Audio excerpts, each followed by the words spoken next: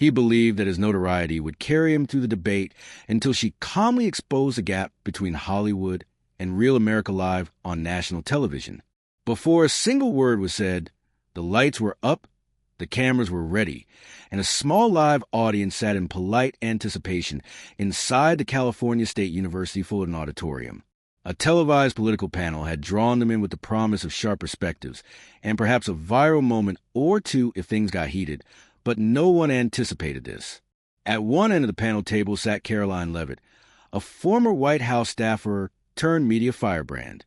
She was known for her no-nonsense tone, her laser-focused attention to middle-class issues, and her refusal to back down when cornered. Her detractors called her haughty, her supporters called her fearless, but she had numbers. She was trending more frequently than some of the senators she used to write speeches for. The moderator introduced the topic of political polarization in the media, which was timely, but everyone knew it was code for let's see who cracks first. Robert De Niro, the icon, legend, and Hollywood heavyweight, was known not only for his acting prowess, but also for his raw, unfiltered political commentary. He had been a loud, unmistakable voice during the last few election cycles, supporting causes, criticizing candidates, and showing up at rallies with fire in his eyes. D'Angelo folded his arms, sat back in his chair, and bit his lips. I want to thank both of you for joining us tonight. The moderator said she was trying her best to keep her tone neutral. We're hoping for a frank discussion that reflects a divide in America without escalating it. So let's start with a big question. Do you think the media is helping or hurting the state of political discourse? Karoline sat motionless, her notes in front of her untouched. There was no teleprompter, no script, and it was about to begin. There were a few noticeable gasps from the crowd. The moderator moved in her chair to keep things going, and De Niro didn't wait for hurting. He added plainly, "It's poison, it's a mess, and a lot of that comes from the right-wing echo chamber that is half this country brainwashed." Miss Leavitt Karoline's tone was calm and non-aggressive as she first glanced at De Niro rather than the moderator.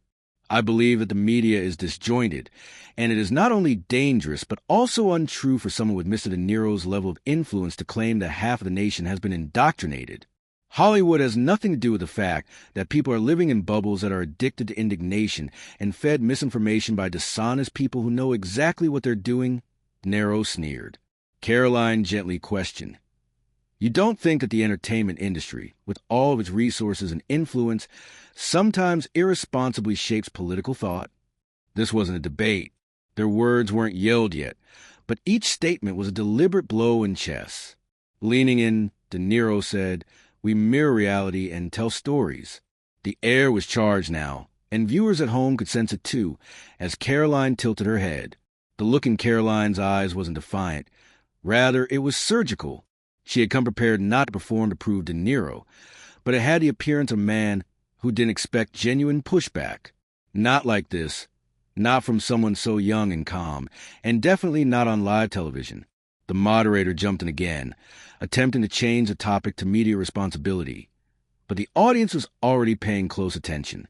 They weren't there for neutrality. They were there for conflict. But Karoline hadn't yet uttered her most audacious statement, and De Niro hadn't yet lost his temper. The moderator attempted to direct the conversation toward regulation, specifically regarding tech platforms and free speech. But the audience was still focused on the previous exchange, and everyone could sense that this wasn't going to be your average panel discussion. De Niro put his elbow on the table and covered his mouth as if he was trying to hold back, but instead he leaned forward and stared at Karoline. What's funny is that he said, "You know what real people go through?" in a low voice, but he cut you off as if you were part of a working-class feud. "But you're just another puppet on cable TV saying what they want to say." When the room was completely silent, Karoline blinked. She turned to face the audience and said, "I grew up in Rockingham County, New Hampshire, and my dad ran a small landscaping company, and my mom worked second shift at the hospital. We didn't have Hollywood parties or private jets, but we had bills, long winters, and we had to figure things out the hard way. When someone who's been in 90 movies, lives behind security gates, and flies private tells me that I don't understand real people, I find that interesting." A few applauses went up, but not enough for De Niro to notice, and he laughed bitterly. "Do you really think that reading talking points about inflation makes you some sort of hero for the working class? You are a component of the system. Karoline grinned, but it was the kind of smile one gets when they realize they've touched a chord, not one of smugness. The moderator jumped in again, saying, I didn't come here to be a hero, but I also didn't come here to be lectured by someone who has spent the last 3 decades screaming at half the country from a penthouse. It was too late, but let's attempt to keep the conversation about polarization. Now don't do that. Don't flee from this. She's throwing punches. Let's talk about it. De Niro turned to her voice. During a lengthy pause, Karoline didn't flinch. You could hear a phone buzzing in the audience, and someone in the back gasped softly enough to be captured on camera. De Niro slumped back and wiped his face. The truth is, I believe that we have rewarded ignorance by glamorizing it. People like her simplify everything and convert complex problems into catchphrases for bumper stickers. Telling people what they want to hear rather than what they need to know makes them feel good. You think Hollywood hasn't done that for decades, selling aspirations while ignoring the consequences. When Karoline leaned her chair slightly toward him with a composed expression, you wish to discuss the glamorization of stupidity. The crowd was inflamed once more by the celebs who yelled politics on Instagram in between tequila advertisements and movie premieres. It appeared that one of the cameramen was changing his focus. Backstage, a producer urgently muttered something. Karoline asked, when was the last time you stood in line at a gas station in rural Missouri to fill up your tank only to realize your card wouldn't go through? What does that have to do with anything? De Niro was shaking his head, but his breathing hasn't slightly improved. You think you're clever? De Niro's jaw tightened. He tapped his fingers against the table 3 times and then pointed directly at Karoline. That's what most people are dealing with, she said, because that's what they're dealing with, not Oscars sound bites or Twitter rants, just life just surviving there.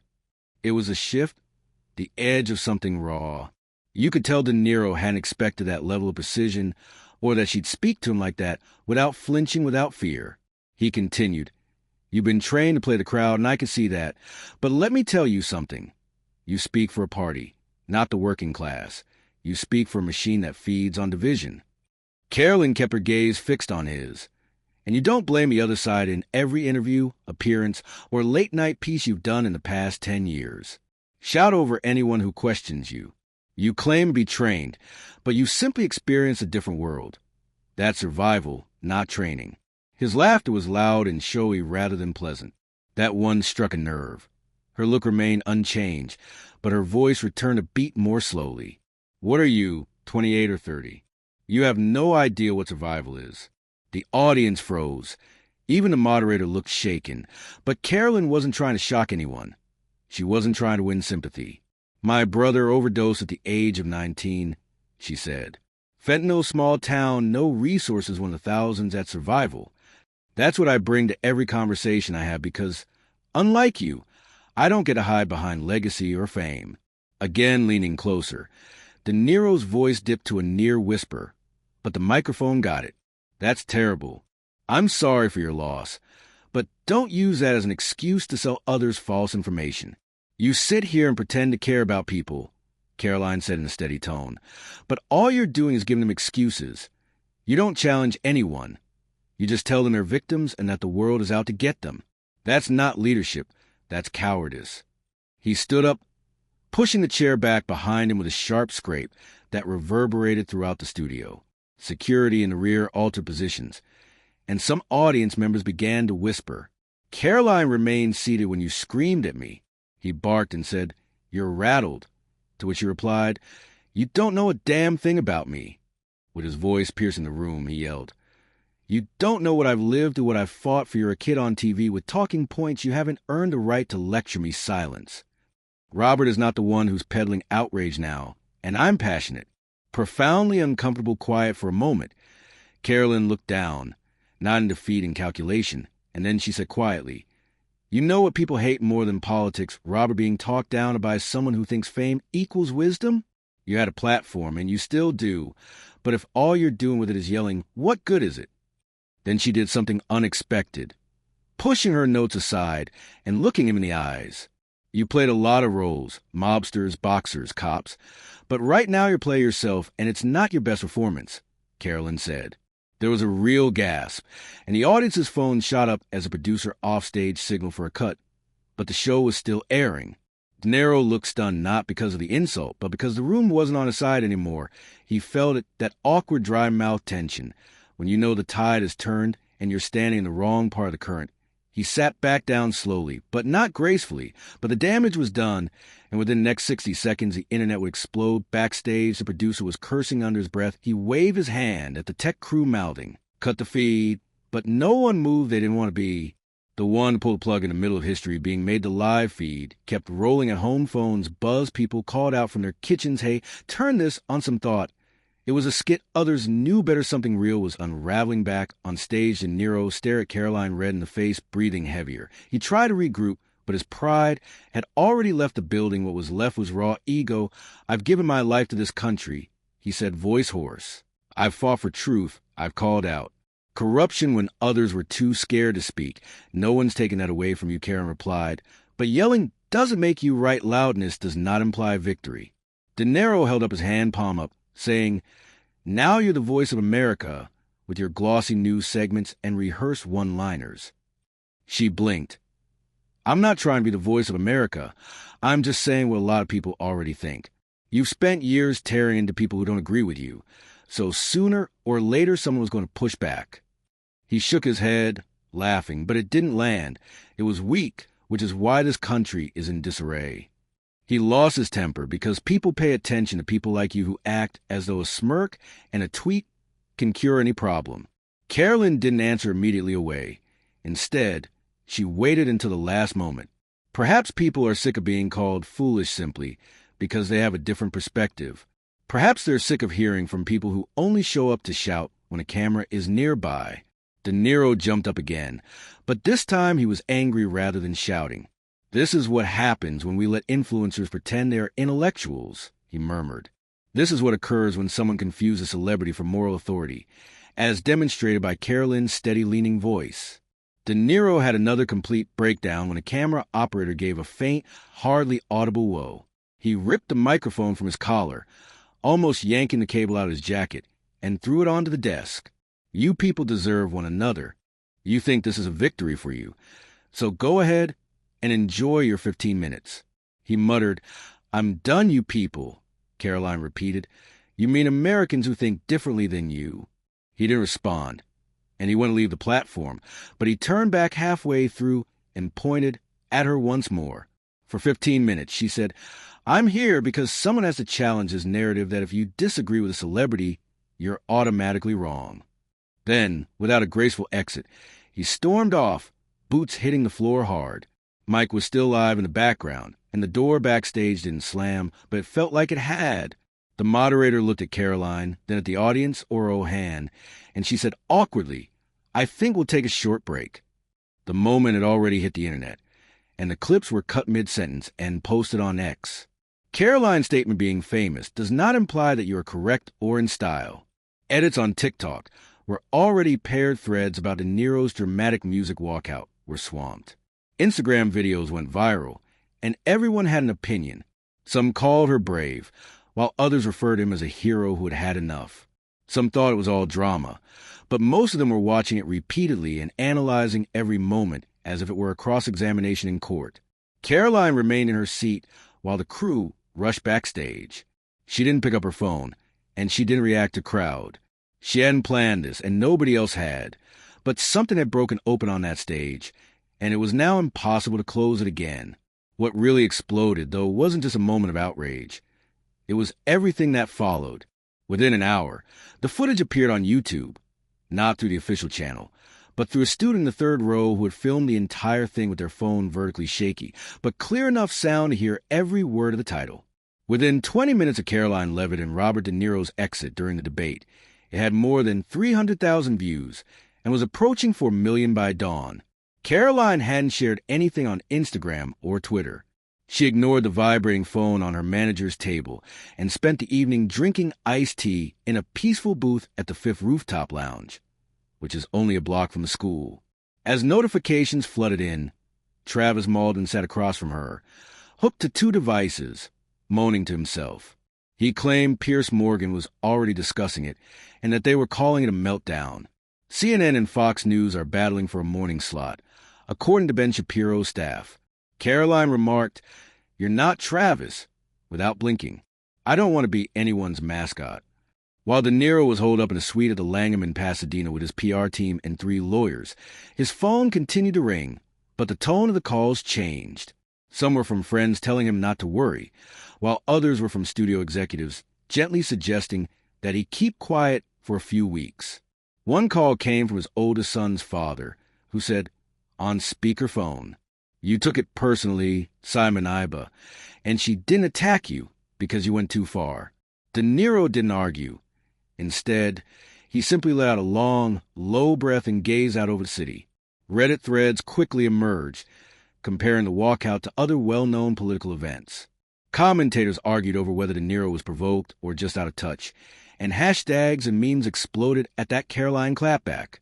On X, a still image of De Niro yanking his microphone off became the most reposted gift of the week in New Hampshire. A local reporter knocked on Karoline's door and said, "That's not new," but it wasn't just the internet that reacted late-night show spun jokes within 24 hours. Karoline's parents were inundated with calls from neighbors, former classmates, and even old teachers. Her father, who is now retired from landscaping, said only one thing to the reporter. Colbert leaned in and said, "This is the most awkward celebrity exit since Kanye crashed of mass," in reference to Jimmy Kimmel's parody of an actor dressed as De Niro arguing at a 5-year-old over Legos. After over 36 hours of public silence, Karoline eventually wrote a single sentence on X debate: "People should be challenged, not insulted." In just 12 hours, it had 3 million likes on all networks, was discussed on talk radio, had a podcast, and was even mentioned by NPR in a piece concerning the generational gap in political debate. Travis was pacing his office, saying, "You should ride this." He mentioned speaking tours, podcasts, and interviews. "This can serve as your starting point." He murmured back in L.A., "I came to debate. That's all. You're the debate now." "I didn't do this a trend," Karoline said. In a brief statement through his publicist, De Niro said, "The debate took a turn I didn't expect. I let emotion get the best of me. I regret walking off without apology to Karoline and without direct acknowledgement of what was said. Still, it did little to stop the late-night commentary people had already made up their minds to others."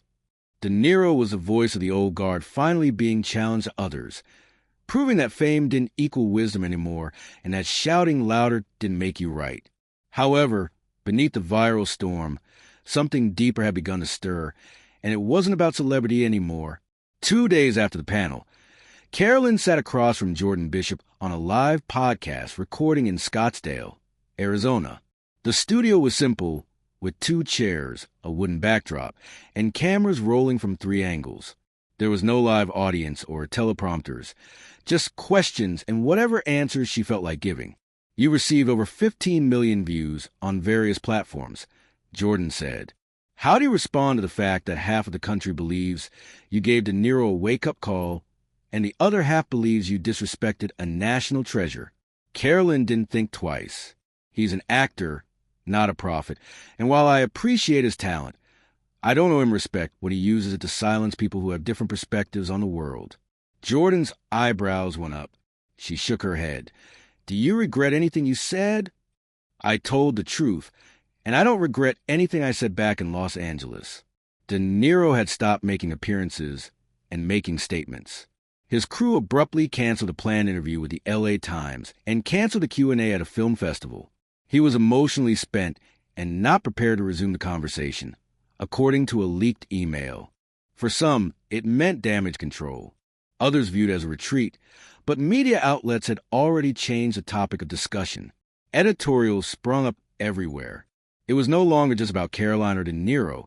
It was about a wider divide that couldn't be bridged by a publicist or a viral video.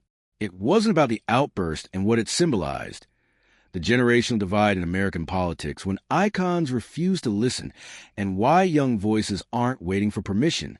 College students started talking about the debate in class.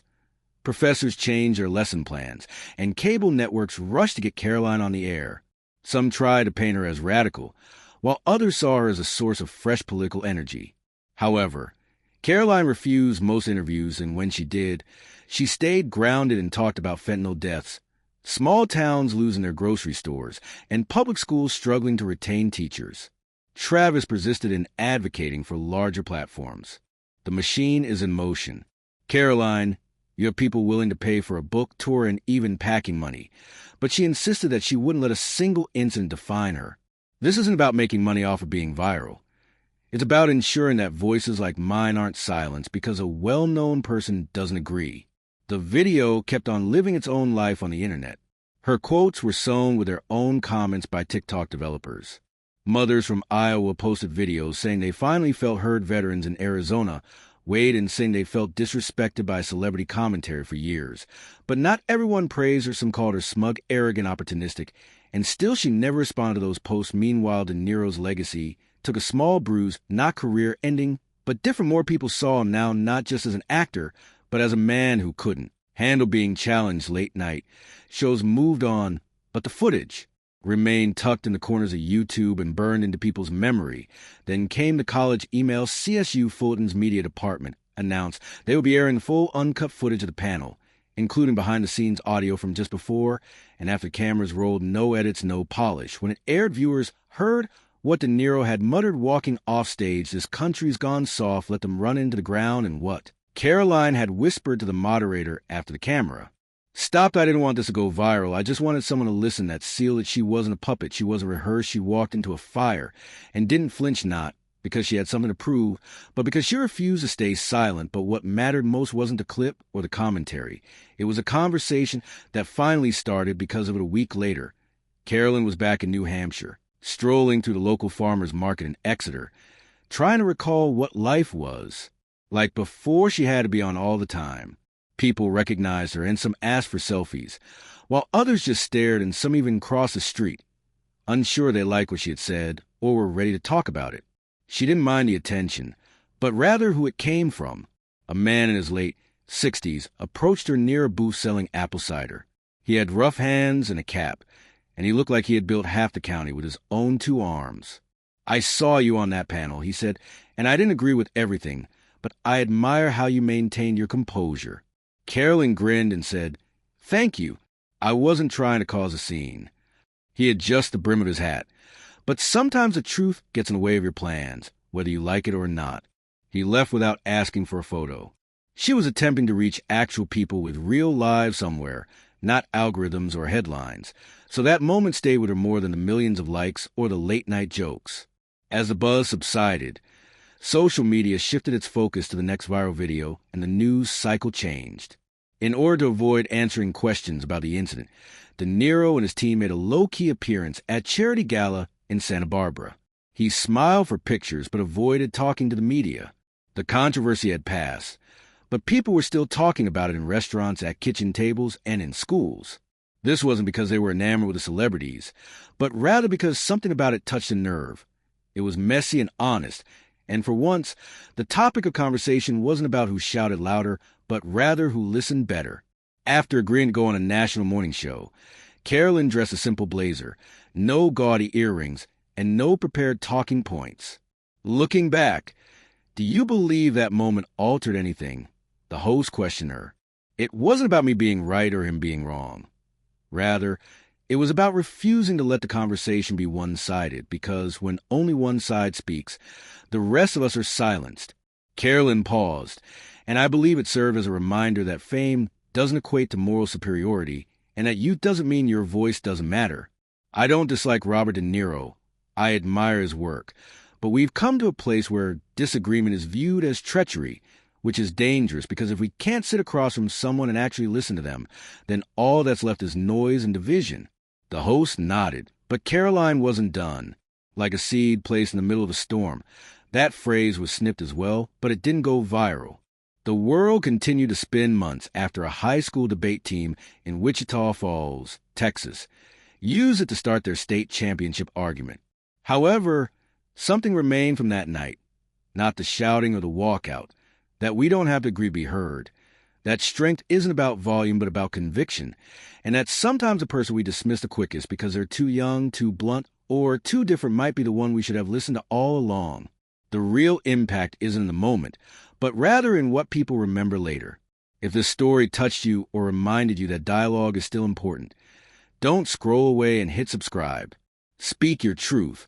Remain composed during the storm, and let your character speak when the cameras stop and the noise subsides. Share this with someone who still values frank discussion by leaving a comment